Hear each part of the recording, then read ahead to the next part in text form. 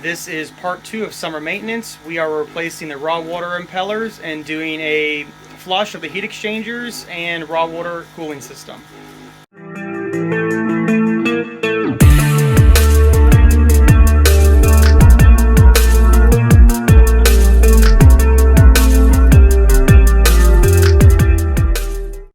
Alright, so this is pretty straightforward. In order to flush your heat exchanger, oil cooler, all you're going to need is a cheap bilge pump, a cheap 5-gallon bucket, some cheap hoses from wherever, a couple fittings for your engine application, and for the return, I have the flush port on the sea strainer, and of course the sea caulk is closed.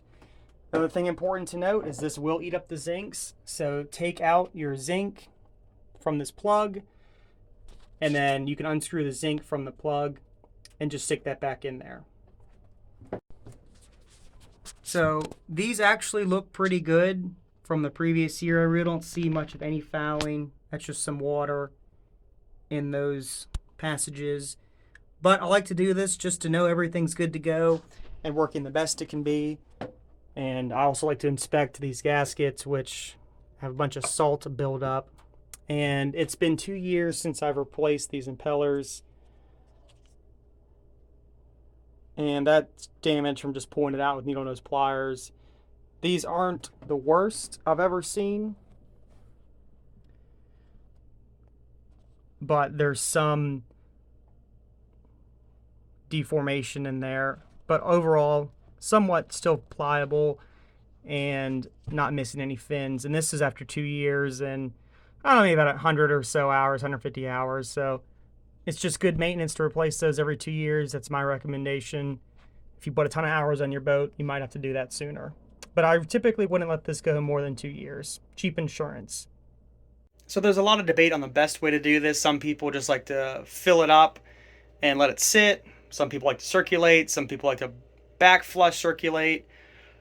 It seems to all do the same thing for the most part. What I'm going to do today is flush backwards. So I'm going to start at the coolant heat exchanger, which will pass through the raw water pump with the impeller out, then go to the oil cooler, to the sea strainer, and back out to the bucket. And I'll let that go for about 4 hours.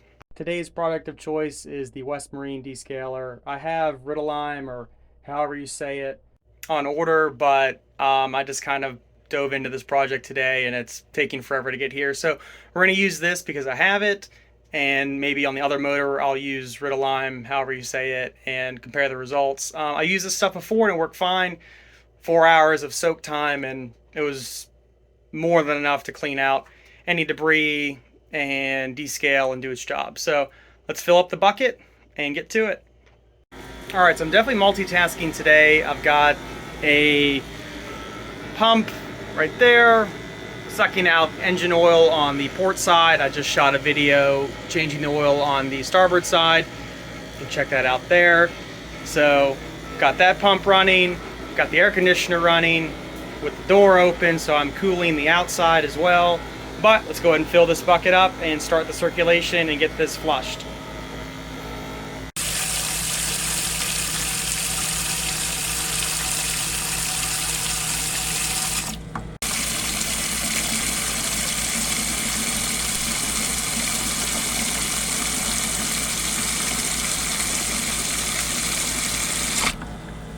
Alright, let's add the descaler. I'm going to put about a 1/3 gallon. And I'll leave the other bit for the other motor. Yeah, a little bit more.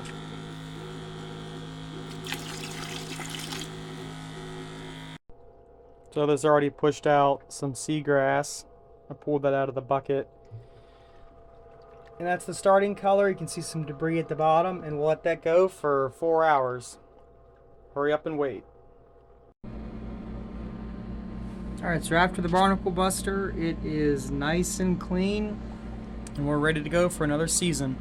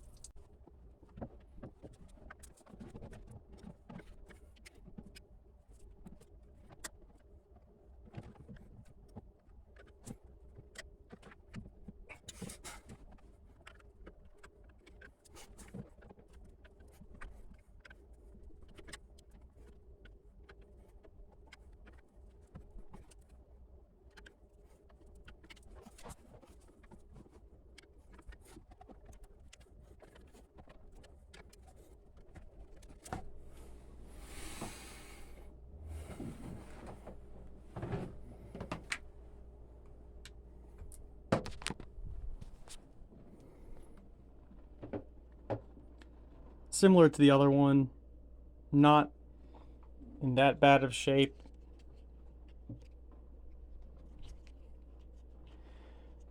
Still has all the blades. Alright, so this is the old zinc from the port motor. Gonna do a little bit of an experiment. I got a cup of the barnacle buster solution, and I'm gonna see what it does to the rest of this. Just gonna dip it in there and let it soak for 4 hours like the motor.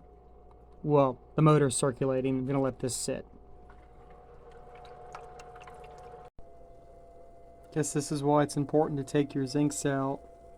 It is just bubbling and being eaten away. Yep, take your zincs out before you do a barnacle buster or chemical flush through your heat exchangers.